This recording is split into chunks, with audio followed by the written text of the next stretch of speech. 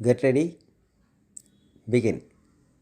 Speaking on the motion of thanks to the Governor for his address to the Tamil Nadu State Legislative Assembly, an honorable member spoke as follows.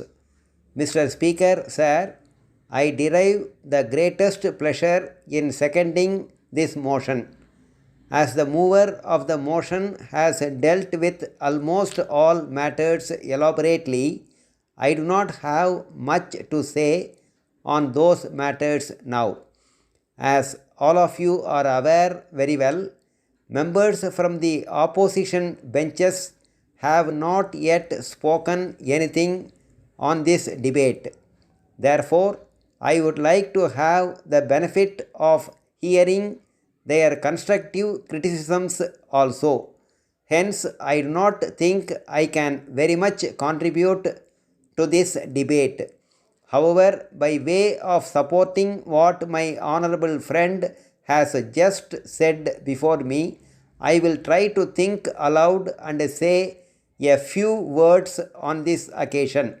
First and foremost, I want to say that during the period between the last address of the governor and the present address, our state had faced two big natural calamities. One is the famine, and the other is the cyclone that had followed it. As all of us know, the cyclone has seriously affected a large part of our state, thereby making number of people suffer for want of food and shelter.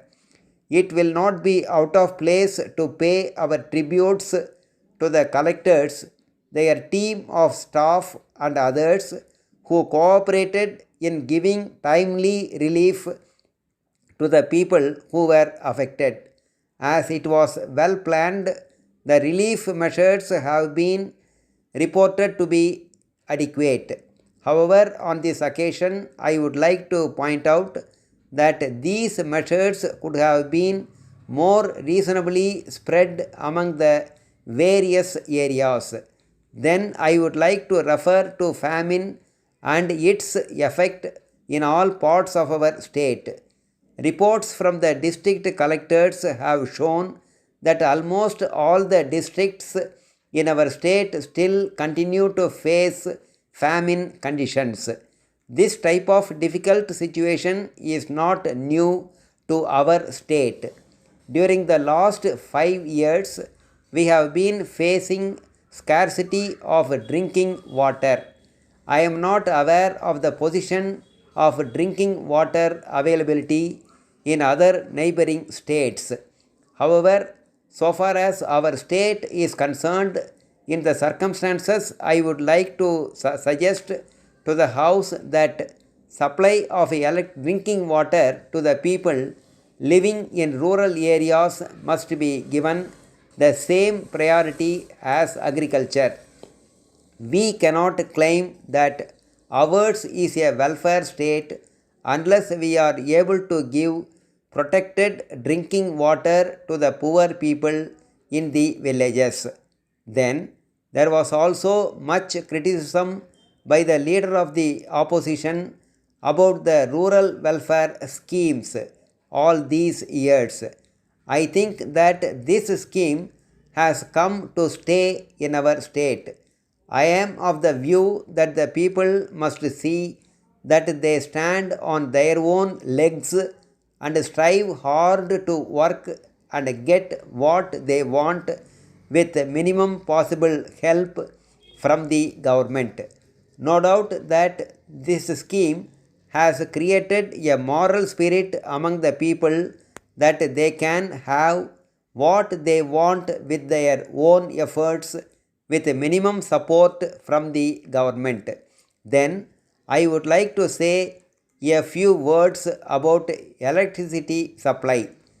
There has been failure of monsoon and it has affected our irrigation sources and also the scope of lifting water for irrigation purpose through electricity.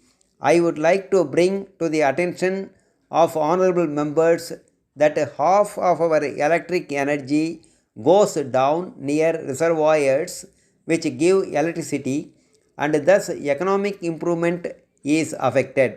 On account of power cut, industrial production has to go slow unavoidably, and very many extension schemes for irrigation have to be stopped.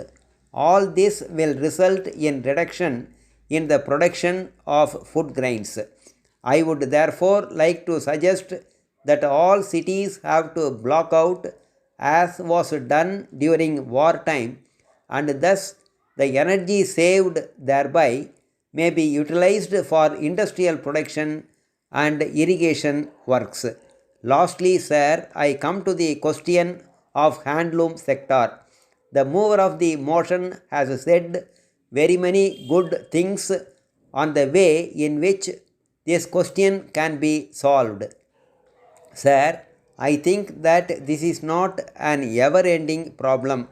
It will not continue for long.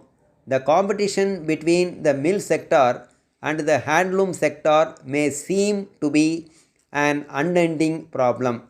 I firmly believe that this is not a problem which cannot be solved.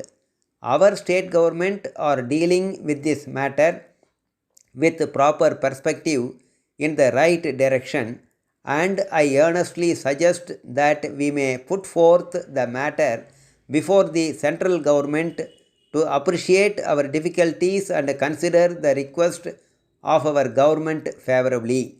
I am hopeful that all my suggestions as above will receive favorable consideration of the House, and right action at the right time will be taken soon.